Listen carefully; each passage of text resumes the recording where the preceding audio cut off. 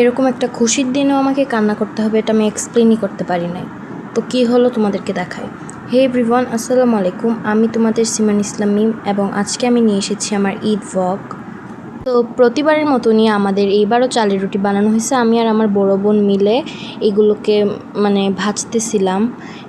আর এটা হচ্ছে আমাদের শহরের বেশিরভাগ মানুষের একজনও এরকম করে না। আমরাই সবসময় এরকম রুটি বানাই যে কোনো ঈদে বা যে কোনো উৎসবের আগের দিন। এটা হচ্ছে আমাদের পরিবারের একটা ঐতিহ্য। সো রাতে আমি চালের রুটি আর মাংস দিয়ে খেয়ে নিলাম। আর সকালে উঠেই দেখো কত সুন্দর একটা রোদ উঠছিল। আর আমি মেহেদি দিয়ে ঘুমাইছিলাম। আর ওইদিকে দেখো সব জায়গায় রাস্তাঘাটে গরু বাঁধা ছিল, কারণ এগুলোকে কাটা হবে। আর এইদিকে আমার 2টা গরু।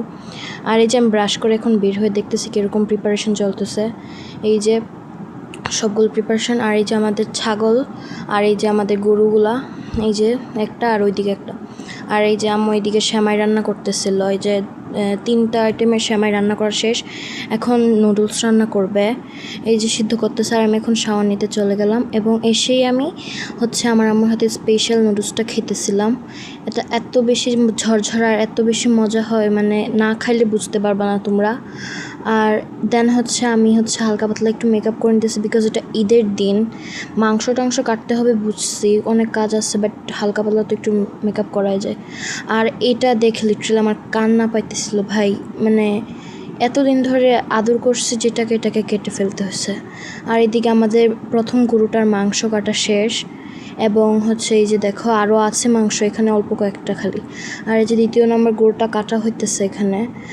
এই যে দেখো কিভাবে ছটফট করতেছে, এটার জন্য কতই কষ্ট লাগছে। এটার সামনে কতগুলো গরুকে কাটছে, না জানি কত কষ্ট হয়েছে। একটু পরে ওকেও কাটা হবে। এই যে দেন এগুলো আমাদের মাংস প্রথম গরুর। আর এইদিকে আমার পোলাও আর পোলাও আর গরুর কলিজা রান্না করছে। এটা আমাদের সবসময় কোরবানিতে দুপুরে এটা রান্না করা হয়। অ্যান্ড খাওয়ার পরেই আমাদের স্পেশাল গরুর মাংস রান্না করা হয়। এদিকে আমার খাওয়ার সাথে সাথেই প্রিপারেশন নেওয়া শুরু করছে। এই যে এখন এটাকে মেরিনেট করবে কি দিয়ে যেন, জানি না আমি। দেন মাটির চুলায় বসিয়ে দিয়েছে, বিকজ মাটির চুলা করা রান্না আর আলাদাই একটা ফ্লেভার আসে, মজা। এই যে দেখো কত সুন্দর করে রান্না হয়েছে। এই যে এটা আমাদেরটা ভাই, এত সুন্দর হয়েছে রান্নাটা। আমি তো রান্না শেষ হওয়ার সাথে সাথে খেতে বসে গিয়েছিলাম, এত বেশি মজা।